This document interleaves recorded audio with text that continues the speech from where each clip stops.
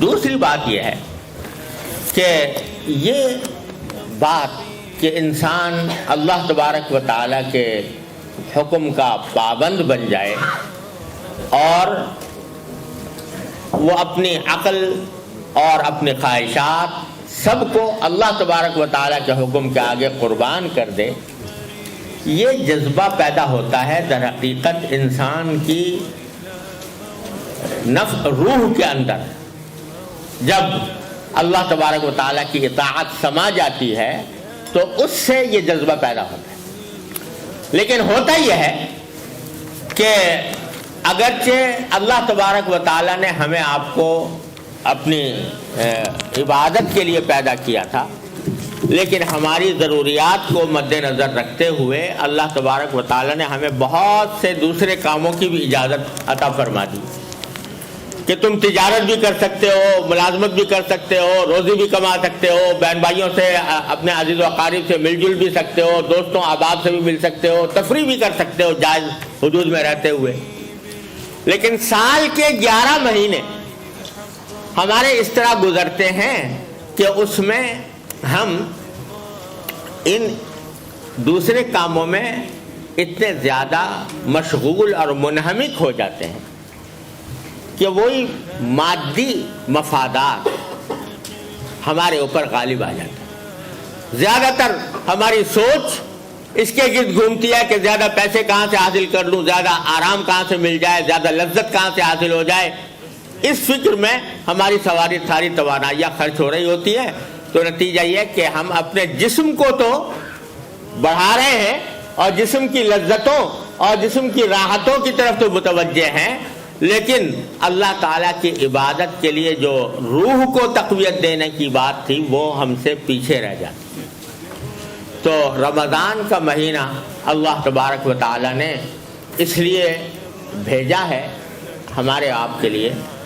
کہ بھئی سال کے 11 مہینے تم نے اپنے جسم کو تقویت بخشی، اپنے جسم کو پالنے پوسنے میں لگے رہے، اب ایک مہینہ ایسا نکال لو جس میں تمہاری روح کی تربیت ہو، جس میں تمہاری روح پروان چڑھے، جس میں تمہارا تعلق اللہ تبارک و تعالیٰ کے ساتھ مضبوط ہو۔ یہ مہینہ اس لیے اللہ تبارک و تعالیٰ نے رکھا ہے کہ اس میں آدمی اللہ تبارک و تعالیٰ کے ساتھ اپنے تعلق کو جو سال کے 11 مہینے کی مصروفیات کی وجہ سے دب گیا تھا اس کو ابھارے، اور اس کو ابھار کر اللہ تبارک و تعالیٰ کے ساتھ اس کا رشتہ مضبوط کر۔ یہ ایک مہینہ اللہ تبارک و تعالیٰ نے اس لیے لایا۔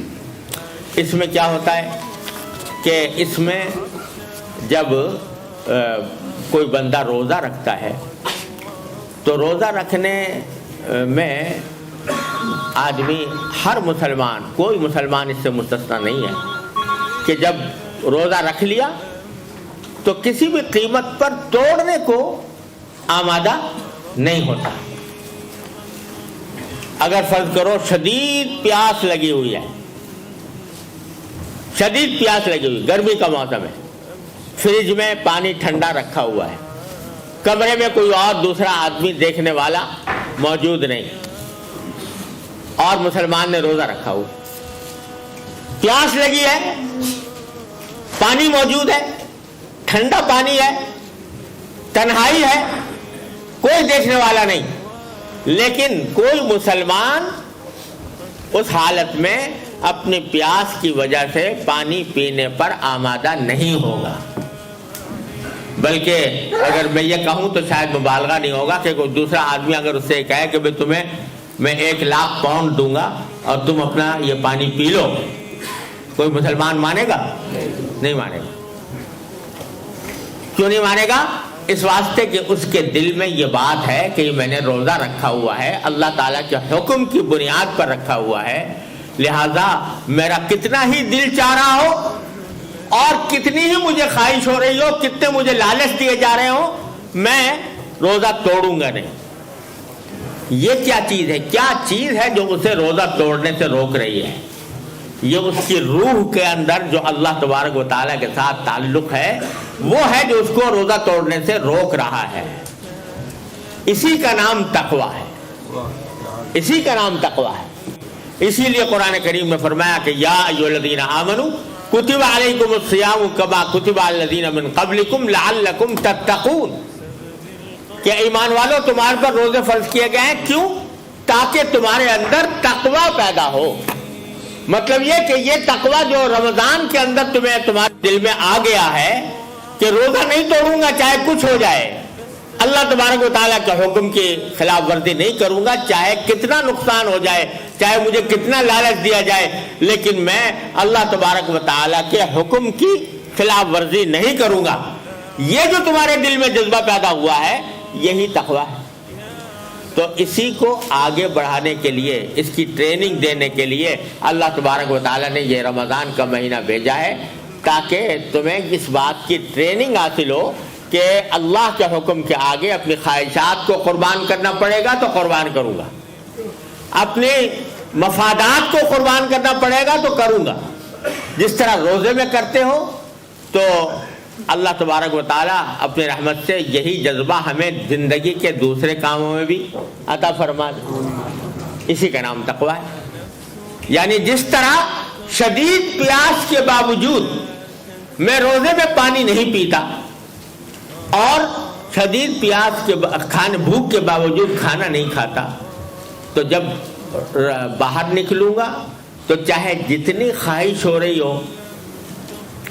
کتنا ہی دل مچل رہا ہو کہ میں اپنی آنکھ سے کوئی گناہ کی چیز دیکھوں، کسی نامحرم پر لذت کی غرض سے نگاہ ڈالوں، اور اس کے لیے دل مچل رہا ہے، دل میں خواہشات پیدا ہو رہی ہیں، جذبات پیدا ہو رہے ہیں، لیکن جس طرح تم وہاں پیاس کے باوجود پانی نہیں پی رہے تھے،